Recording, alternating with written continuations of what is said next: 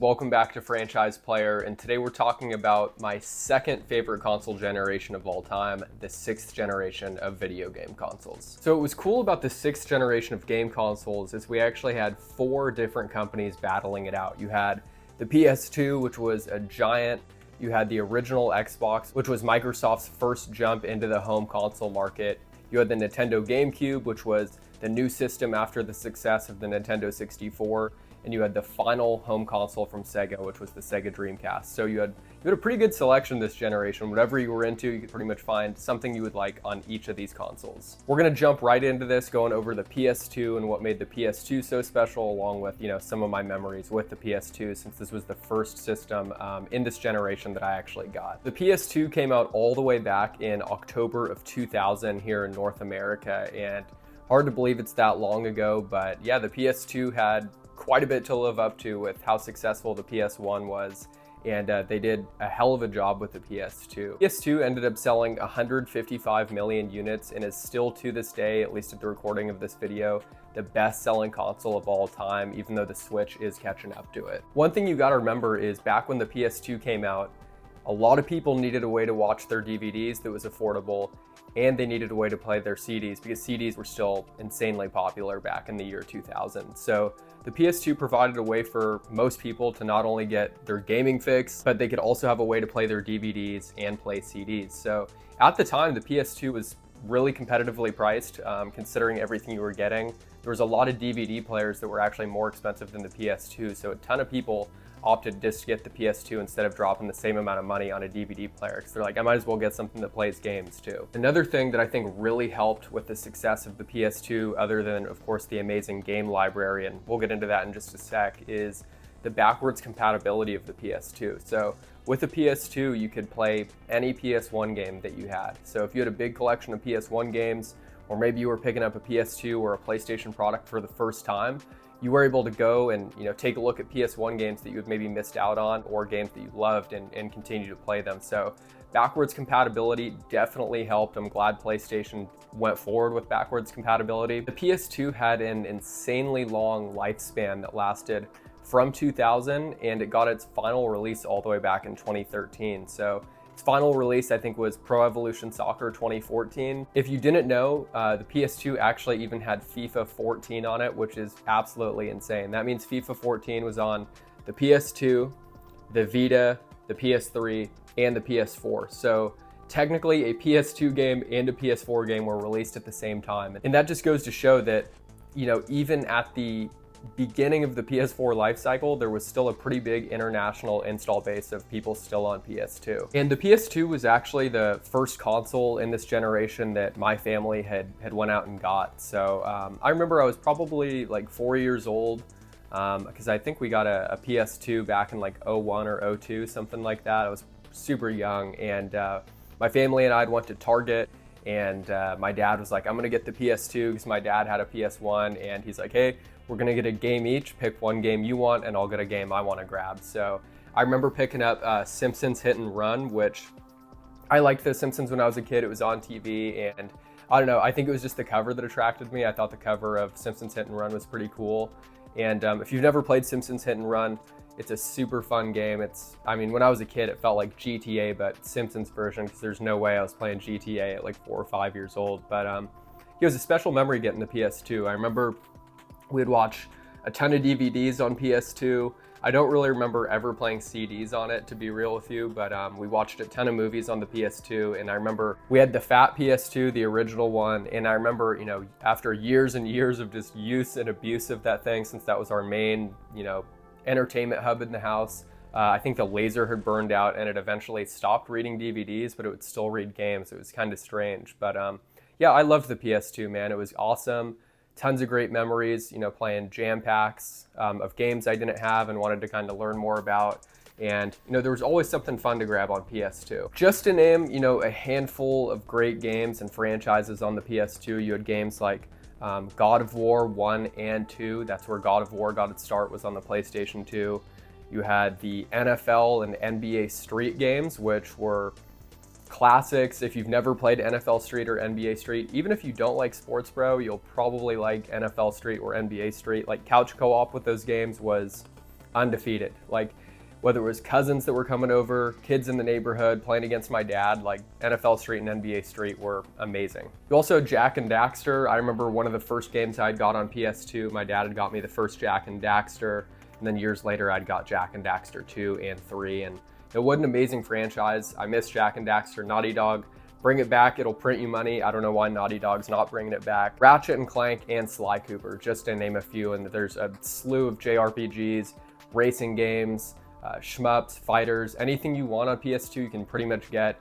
In my opinion, the PS2 easily has the best library in this entire generation and maybe of all time. But yeah, enough of me rambling about the PS2, let's jump right into the original Xbox. The original Xbox was a huge gamble by Microsoft. They were jumping into the console wars for the first time ever, and I'd say they did a pretty good job. The original Xbox, I think, still holds up. Graphically, I think it was probably the best looking in this generation, as you know, the Xbox was really nice. It had a ton of power to it for a home console, and it was practically a computer inside a gaming shell, which was really cool for the time. The original Xbox definitely did not sell as well as the PS2, right? The PS2 sold over 155 million units. The original Xbox sold 24 million units, which in my opinion is really not bad at all for your first try at jumping into the console market. The original Xbox was really cool because it actually had an internal hard drive. I believe the hard drive on the original Xbox was like 8 gigs, which nowadays you're like, 8 gigs, man, I can't even update a game with 8 gigs. But 8 gigs back in the day, dude, was honestly pretty good. You were not going to run out of storage with 8 gigs back then, that's for sure, unless you just had endless amounts of music installed on your original Xbox. And speaking of music, you could rip CDs from your Xbox onto the hard drive, and actually on certain games have music playing while you're playing a game. I remember they had that feature on the 360 as well, and I loved it. And it was really cool to be able to, you know, throw your own music on a game while you're just kind of zoning out and chilling. And it made it just feel a lot more customizable, and it made it feel really unique that you could actually just have your own music from your physical music collection while you're playing Halo, Burnout, you know, something like that. Was a really cool feature. Another cool thing about that internal hard drive on the original Xbox is it actually, well, later on in its life, after people started messing around with it, was actually a really good emulation device. People were storing ROMs on there, emulating all kinds of older consoles, and it really became this kind of all-in-one machine that, you know, could emulate arcade games and 16-bit era games no problem whatsoever, along with playing the original Xbox library. So once people kind of opened it up and started going to town with emulators, that was a really cool feature because you could not do that on the PS2 or the GameCube or the Dreamcast, for example. Let's talk about online play because that's where Xbox really had jumped ahead. Don't get me wrong, PS2 had online, right? And you know, people were playing SOCOM online and stuff like that, but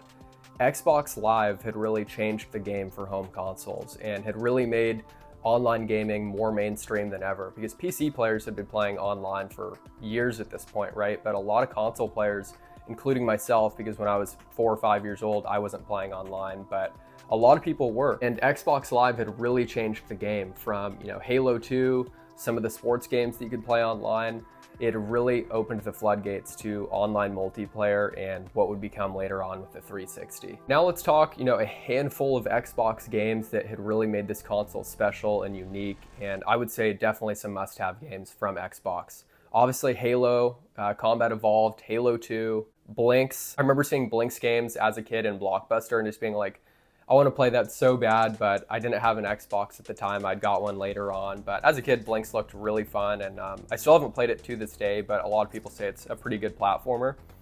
Next up, the first Fable. You had Morrowind, which was only on PC and Xbox, so if you wanted to play Morrowind on a home console, an Elder Scrolls game, it was going to be on the original Xbox. And you also had Forza, which Forza was Xbox's answer, or at least competitor, to Gran Turismo on PlayStation. And unfortunately, the OG Xbox was killed off faster than the PS2. The final release, which a lot of people I don't think even know this, but the final release for the original Xbox was actually Madden 09. So last game came out in 2008 for the Xbox, and at that point they were just going full force into the 360. Yeah, I think Xbox had put up a really good battle in this generation, had started to make a name for itself, had really went out there swinging, had some great exclusive games, and I think definitely put Microsoft on the map and kind of showed that they were serious in the home console market, and was a huge reason the 360 was so successful. Okay, so now we're talking about the Nintendo GameCube, and the Nintendo GameCube came out back November of 2001, and the GameCube had sold 21 million units. So sold less than the Xbox, sold less than the PS2. It was definitely the console that had underperformed this generation, not including the Dreamcast, right? And we'll touch on that in a bit. But yeah, the GameCube did not crush it. I think by a lot of people during this generation was looked at as kind of like the kid console, as in real gamers weren't gonna jump on the GameCube. And you'd see some real hardcore mature games later on, like Resident Evil 4 and stuff. But I think when the GameCube launched, a lot of people weren't taking it too serious with, one, its design and the handle, even though I thought that was pretty cool.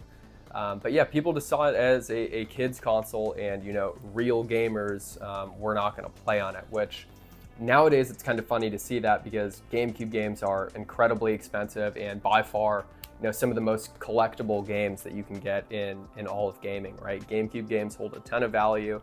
I have a handful right here. I think Twilight Princess probably goes for like $100. Mario Party 7, Smash Melee, those games are somewhat pricier, at least have held their value pretty well over the years. And Nintendo stuff always holds its value, especially when it's a system that maybe doesn't do so hot. Unlike the PS2 or the original Xbox, the GameCube kind of did its own thing and was not using DVDs as its main way to play games. So it was this small disc, I forget the actual name for it, but it was a really small disc, and it was not the same size as a PS2 or Xbox game, so therefore it could not hold as much data either.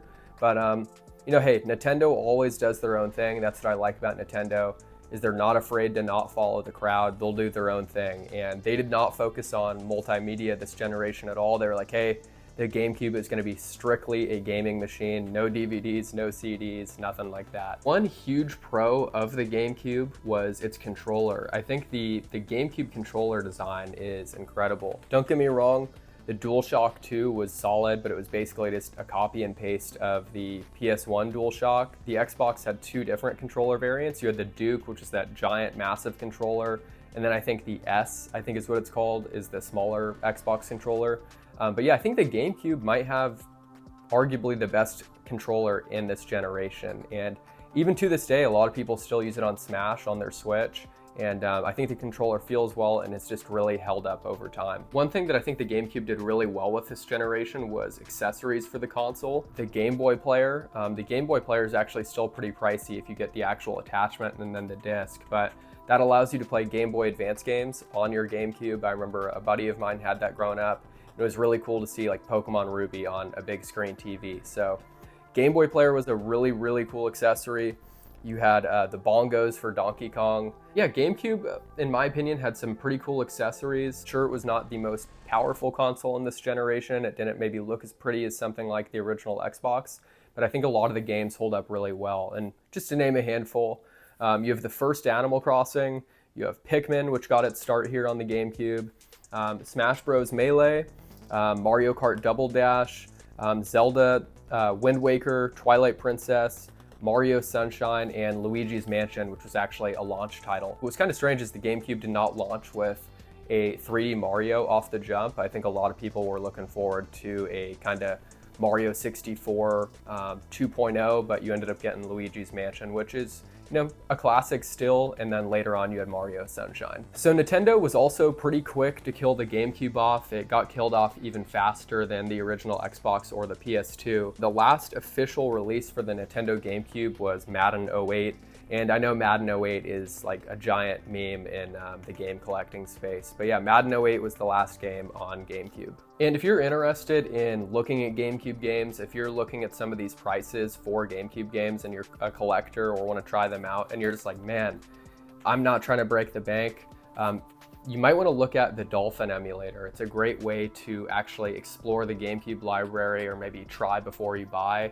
Or, hey, if you don't plan on buying it, hey, just emulate it and you can play them without dropping a ton of dough. And last but definitely not least, man, we're gonna be talking about the Sega Dreamcast. And the Dreamcast, I'll just be super real with you, I have never played a physical Dreamcast before. I have played some Dreamcast games, mind you, not on an actual Dreamcast, but I've played Shenmue, Jet Set Radio. I've played a shmup that was on Dreamcast, Fast Striker. I've played that on Vita, and I've played Sonic Adventure too. So I've played a handful of games that were on Dreamcast, but not on the physical console itself. So it's definitely on my list to pick up eventually, is a physical Dreamcast and play it, because I think it's a really unique console that was extremely ahead of its time. So the Sega Dreamcast in North America, I think, had one of the best marketing campaigns maybe ever for a game console, in my opinion. I might get roasted for that. I was not around really at this time. I think I was literally like 2 years old when the Dreamcast came out. So the Dreamcast came out September 9th,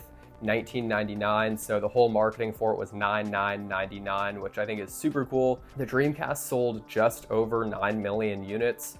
And from videos I've seen, research I've done, it looks like the Dreamcast had really gotten hurt by people pretty much looking forward to the PlayStation 2. So the Dreamcast was the first console to release in the 6th generation, which on one end of the spectrum, seems like a great selling point, because you can jump in, try to get market share, try to get people on board with your console, get developers on board as the first next-gen system. But a lot of people were starting to hear rumors about the PS2, the power that the PS2 would have, the DVD playback capabilities of the PS2, and that made a lot of people hold off on the Dreamcast, which is super unfortunate. In my opinion, the Dreamcast is still super underrated, and I know the indie and homebrew scene is pretty big for the Dreamcast, but the Dreamcast brought, arcade games to your living room with great fighting games, shmups, pretty much anything you want, you could play on a Dreamcast. It actually had online play. So there was a network adapter you could have on your Dreamcast where you could actually play online. And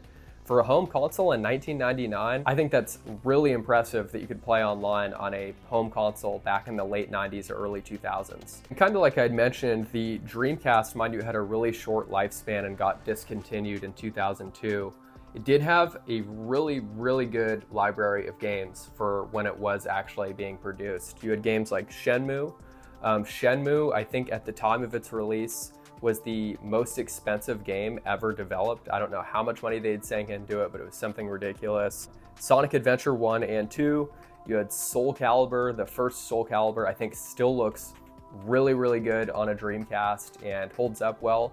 That's a game that, hey, if you don't have a physical Dreamcast, you might want to emulate it just to see how well it holds up. Crazy Taxi, that's another classic that there's been sequels to. Jet Set Radio, and then you actually had the start of the NBA and NFL 2K series. So yeah, the 2K series got its start on the Dreamcast, and I think EA had gotten really scared about how well these 2K games were doing, because Sega had dropped the 2K series for the NFL and the NBA and MLB as well. And I think EA had started to get really nervous about how well these games were made, how realistic they were for the time, and the gameplay, at least on the NFL games, was leaps and bounds ahead of things like Madden. So Sega definitely did not mess around this generation in terms of producing games, because I think there's a ton of bangers on the Dreamcast. One thing I'll say about the Sega Dreamcast is, if you are looking at collecting for it or picking up physical games, is this console is very, very expensive to collect for. Right up there with the GameCube. I would argue maybe even a touch more expensive. So if you're looking to get a physical Dreamcast today, be careful. You better be ready to swipe that card and break your wallet open, man, because the games are crazy expensive. Even though the Dreamcast had a short lifespan and was discontinued here in the States in 2002, you had indie developers and homebrew that is still being made today, and of course shortly after the discontinuation of the Dreamcast. It has a really strong cult following, and one day I definitely hope to pick up a Dreamcast and have it here in the game room. Yeah, that'll pretty much do it on today's video. I think the 6th generation of game consoles is incredible. I love it. It's super nostalgic for me because I had a PS2, I had a GameCube, I had an original Xbox, I've played some Dreamcast titles, and all these systems, looking back, had something that made it unique and worth having. You know, the PS2 had DVD playback, CD playback. On the original Xbox, you had online play and a hard drive. The GameCube had classic Nintendo titles, and it was strictly just a gaming machine. And then the Dreamcast had basically any arcade port you could want. The graphics were amazing. You had really interesting experimental titles on the Dreamcast and online play for a console that came out in '99. Let me know what you think about the 6th gen It's probably my second favorite console generation of all time. My first is still the 7th generation, and I'll probably do another generation spotlight video later on. But yeah, let me know what you guys think of this generation. And as usual, appreciate you watching. We'll see you soon with another video.